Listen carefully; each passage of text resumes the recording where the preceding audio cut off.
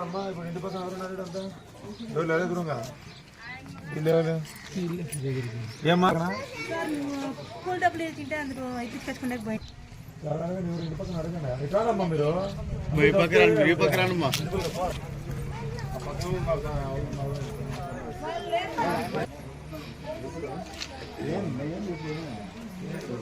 పని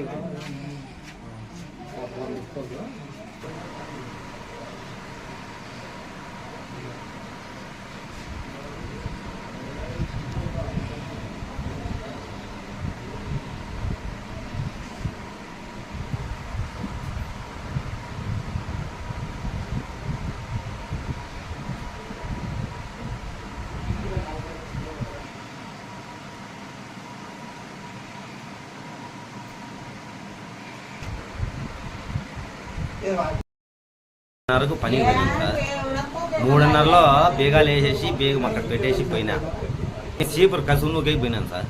కసువు నూకేకి పోయింటే 3:30లో అక్కడ పోయేళ్ళకు పిల్లోళ్ళు వచ్చి వాకిలు పడిపోయింది మన ఫోన్ ఏరే వాళ్ళ చెల్లుతో ఫోన్ చేసేందుకు ఆడింటి ఉరికితో వచ్చినాము.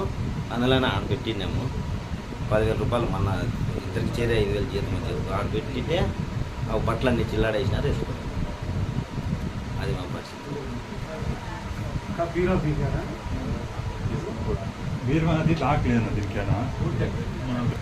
కింద పెట్టిన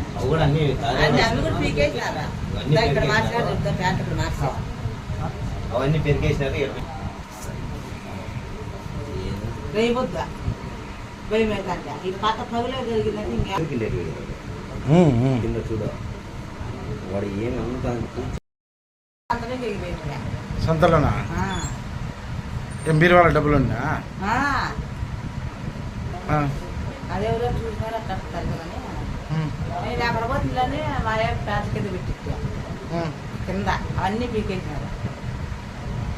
ఎంత పెట్టింటమ్మా? 10,000. మేమే మాకు తగ్గ చెప్పుకోవాలి అంత మాకు ఏ బంగారు ఇంకా ఏం లేదు.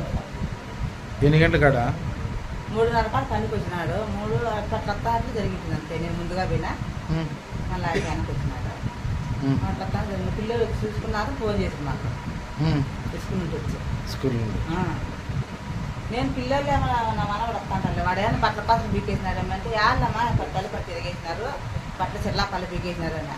అయ్యో బట్టల మార్కులు పీకేసి అక్కడ ఎత్తిపెట్టాను నిన్న. ఆ బాబు ఎత్తిపెట్టాను. మళ్ళీ లేదు మా చూస్తున్నామని ఇంటి దాకా అంటే వస్తే పళ్ళు తీస్తారు. ఆడించినారు. అట్లా ఆడించి వేగం తగ్గిస్తున్నారు. అట్టే నా మనవరాలు స్కూల్ నుంచి వచ్చినాక